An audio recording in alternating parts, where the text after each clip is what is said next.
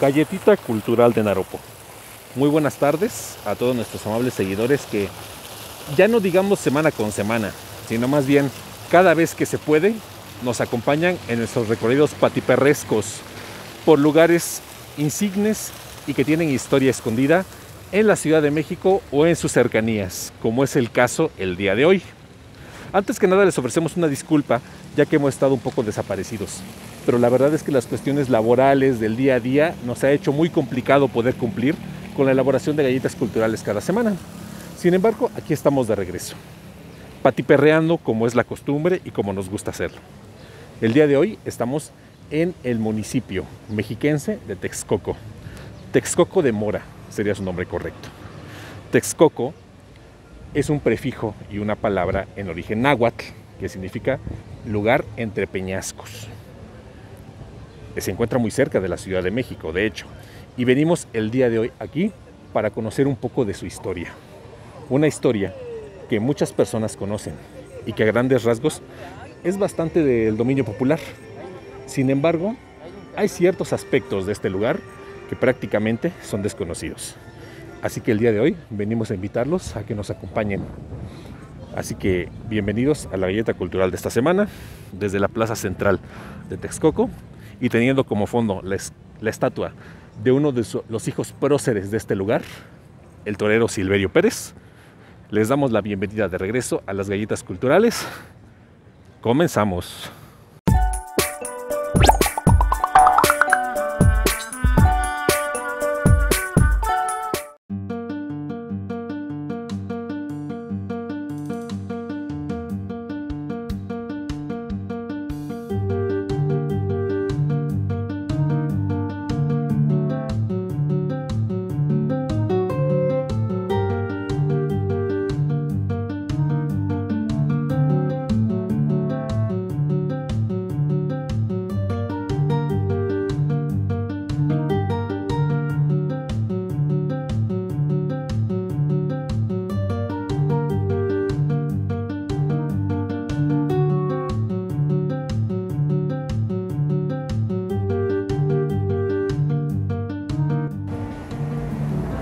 Bueno, nos encontramos caminando ya por las calles muy cercanas del centro de Texcoco, conociendo un poco más de este lugar. Texcoco es un asentamiento que tuvo sus orígenes desde la época prehispánica. Y aunque no lo parezca, porque a simple vista pudiera dar la impresión de que es un poblado común y corriente, la verdad es que tiene un origen bastante importante. Antes de la llegada de los españoles, aquí se asentaba una de las ciudades prehispánicas más importantes de todo lo que hoy conocemos como México, de toda Mesoamérica en aquel tiempo, el reino de Texcoco.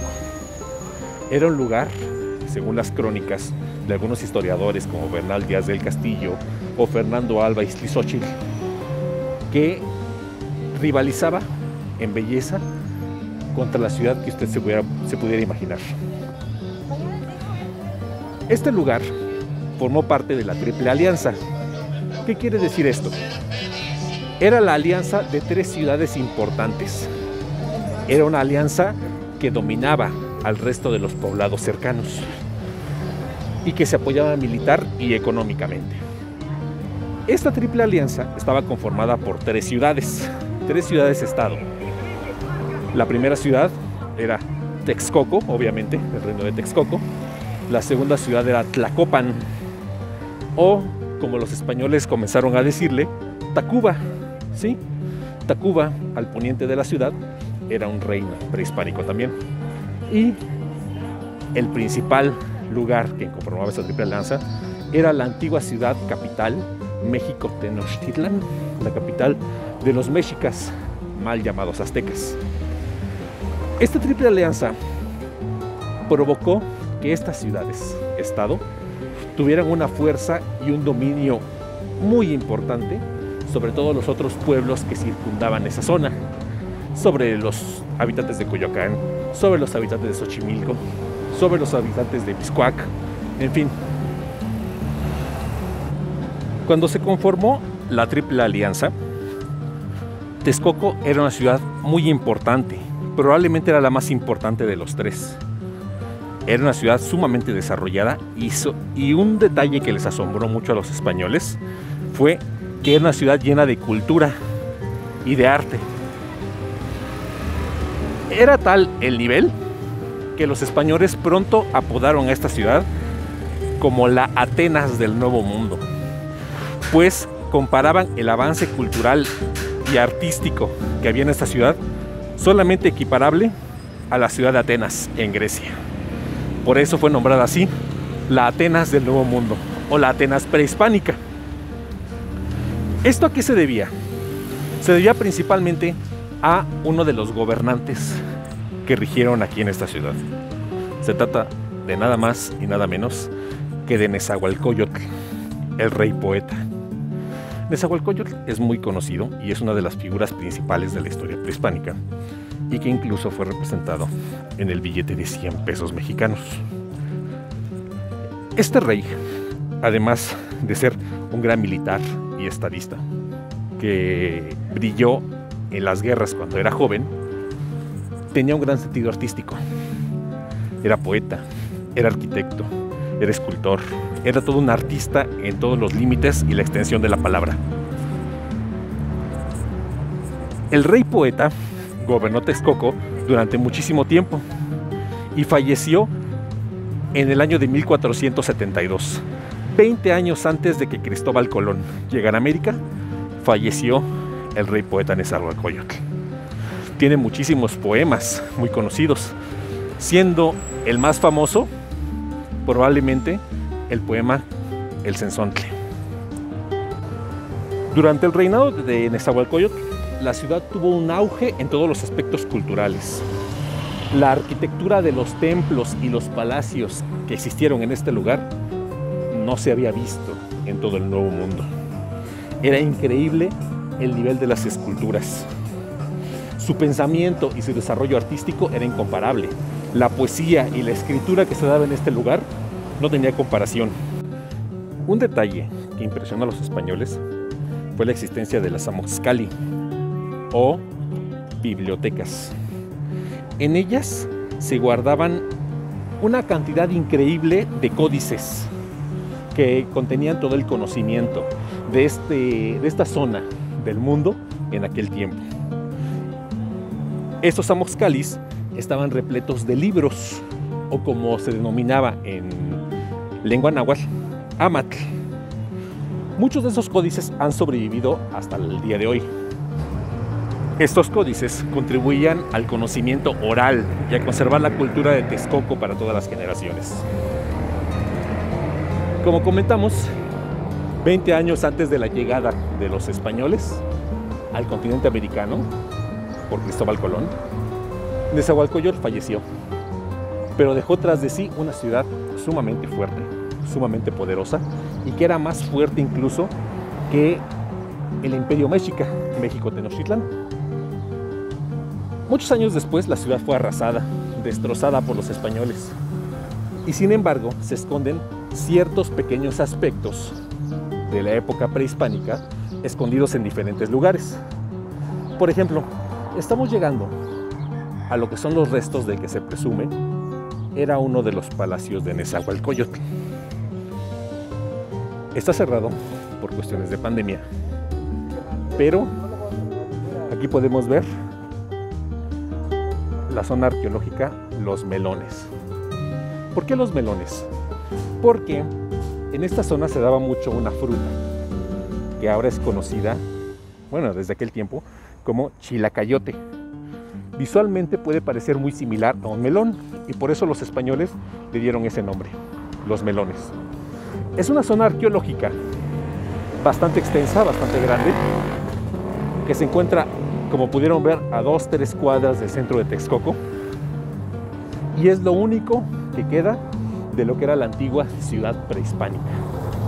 Aquí en el centro de Texcoco hay unas ruinas cercanas que pronto iremos a conocer, pero se cree que su nombre original era Ahuehuetitlán, que significa lugar de ahuehuetes. Podemos ver que las construcciones están totalmente derruidas, son ruinas realmente, y sigue mucho la arquitectura que se presenta en otras zonas arqueológicas como Teotihuacán. Se dice que esto, como mencionamos, probablemente haya sido parte del templo y de la residencia del rey poeta Nezahualcóyotl. Contenía también juego de pelota y un templo adoratorio a Hécatl Quetzalcóatl, dios del viento y dios de la sabiduría. Bueno, pero aunque no lo crean, este centro arqueológico, zona arqueológica de Los Melones, no es el destino de la galleta cultural del día de hoy. El destino de la galleta cultural del día de hoy se encuentra a 2-3 cuadras hacia el sur de este lugar. Y vamos a ir caminando para allá mientras les comento la historia. Como comentamos, Texcoco estaba aliada con otras dos ciudades, Tlacopan y México Tenochtitlán. Cuando llegaron los españoles aquí a México y llegaron a la capital, México Tenochtitlán, Nezahualcóyotl ya tenía varios años de muerto. De hecho, el hijo de Nezahualcóyotl, que lo sucedió en el trono, Nezahualpilli, también ya tenía 6 años de haber fallecido. El gobernante y que ostentaba el trono de Texcoco no era otro más que Cacamatzin o Cacámac, cuyo nombre está escrito también en la base del monumento Cuauhtémoc, ahí en Paseo de la Reforma. Cacamatzin era el gobernante de Texcoco, pero no por heredero del trono por cuestiones sanguíneas, no. Estaba ahí por cuestiones políticas. El gobernante de México Tenochtitlán, Moctezuma, colocó a Cacamatzin en el trono para quitarle un poco de poder a Texcoco, porque pronto se dio cuenta que Texcoco estaba creciendo muchísimo. Tener a un sobrino como gobernante de Texcoco le daba poder sobre él, sobre el reino. Esta situación provocó que hubiera un quiebre muy marcado en la sociedad política de Texcoco en aquellos tiempos. Algunos apoyaban a Cacamatzin, otros no. Cacamatzin, de hecho, recibió junto a Moctezuma y a todo su séquito a los españoles en 1520, cuando llegaron a la Ciudad de México Tenochtitlán. Murió en la batalla de la Noche Triste. Y una vez que él falleció, buscaron a otro heredero que ocupara su lugar. Y así fue que del año 1520, después de que Hernán Cortés fue derrotado en la batalla de la Noche Triste, se asentó aquí, en Texcoco. Fue recibido por los reyes y por los gobernantes texcocanos y desde aquí organizó la última batalla que iba a acabar con la derrota de México Tenochtitlán. Cortés se asentó en este lugar y desde aquí maquinó su último plan. ¿Cuál era ese plan? Se enfocó en tirar árboles milenarios, ahuehuetes, muchísimo muy altos, que estaban en este lado de la orilla del agua de Texcoco. Recordemos que estamos en la orilla de ese inmenso lago que se localizaba al centro del valle de la Ciudad de México, o al centro del valle del Anáhuac en aquel tiempo. Desde aquí hasta el centro de la Ciudad de México actual, el Zócalo capitalino, hay aproximadamente 33 kilómetros. Bueno, Hernán Cortés, con esos ahuehuetes milenarios que tiró, construyó 13 bergantines, que son naves de guerra. Las armó con todos sus cañones y ballestas e hizo verdaderos navíos de guerra. Los mexicas no estaban preparados para eso. Y desde aquí, desde este lugar, emprendieron el camino para conquistar la antigua capital del Imperio Mexica. En el camino destrozaron los antiguos albarradones que se localizaban, cuidando el nivel de las aguas, como ya comentamos en algunos videos anteriores de Galletas Culturales, y por fin se dio el inicio a la conquista de México Tenochtitlán. Y ese es el meollo del asunto y es el porqué de la galleta cultural del día de hoy.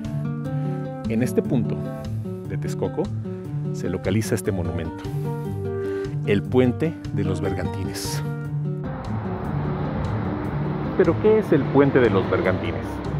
El Puente de los Bergantines, este lugar, es una pequeña plaza de dimensiones minúsculas, como podemos ver, perdida entre las calles del centro de Texcoco. Muy cerca del centro, como pudieron ver en el recorrido, aproximadamente unas 6-7 cuadras de la plaza principal de Texcoco. Es un lugar muy pequeño y que puede parecer insignificante, pero como su nombre lo dice, aquí sucedió algo muy relacionado a los bergantines que estábamos comentando. Se dice que en el año de 1521, que es cuando cayó el imperio mexica ante las tropas de Hernán Cortés, fue desde este lugar donde el español emprendió ese último ataque, esa última ofensiva contra la ciudad prehispánica, contra la capital azteca. En aquel entonces, en esa dirección, a 33 kilómetros, se encontraba México Tenochtitlán, y en lugar de estas casas y todas las construcciones que podemos ver, se extendía el inmenso lago. Estamos pues en lo que sería la orilla o en uno de los canales que conducían a la orilla del antiguo lago de Texcoco.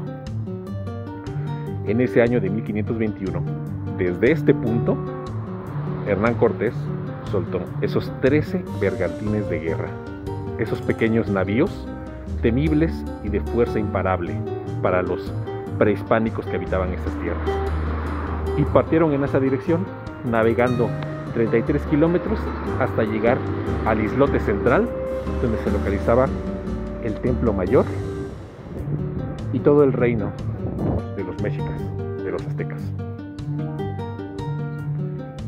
Por eso es que este lugar es de importancia, y sin embargo, a pesar de dicha importancia, es un lugar que, como podemos ver, está caído en el descuido y en el abandono.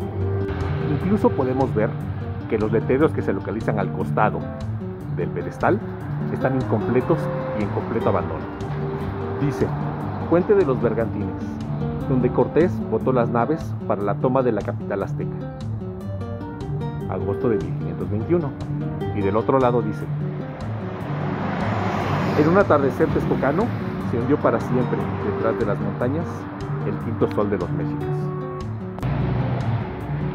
Y finalmente, para acabar la galleta, los invito a que cierren los ojos y se imaginen por un momento el inmenso lago, cuyo fin no alcanzaba a apreciarse en aquella dirección. Imagínense al ejército de españoles parados aquí, acompañado de todos los aliados prehispánicos que le ayudaron a la conquista. Y cómo en esa mañana de 1521 se embarcaron aquí, ejército que se dirigió en esa dirección al centro del lago, a la ciudad que se encontraba ahí, flotando, comandada por el Tlatoani Cuauhtémoc, dispuesto a enfrentarlos, dispuesto a dar la vida para evitar que su ciudad cayera en manos de los conquistadores. Y cómo, a pesar de esos esfuerzos, de tantas muertes y de una batalla cruenta e interminable, acabó cediendo ante el poder de los conquistadores. Sin saberlo, los aliados prehispánicos que apoyaban a Cortés no eran conscientes de que firmaban su final también, su pacto. Pues podemos ver en qué quedó reducido ese tremendo estado, esa tremenda ciudad, la Atenas prehispánica, a lo que conocemos actualmente como Texcoco. ¿Cuántas de esas construcciones se erigirán sobre tesoros prehispánicos, sobre antiguos palacios, sobre grandes canchas de pilota, sobre construcciones habitacionales indígenas, sobre templos y adoratorios a dioses que el día de hoy ya no pueden andar? ¿Cuánto de esta cultura se perdió para siempre? ¿Y cuánto se debe a lo que sucedió en este pequeño y minúsculo lugar hace ya 500 años? Esperamos que les haya gustado la galletita cultural del día de hoy. Les enviamos un abrazo y prometemos que no nos desapareceremos tanto como lo hicimos en esta ocasión. Un saludo para todos. Desde el centro de la antigua Atenas prehispánica, nos despedimos. Saludos a todos. Adiós.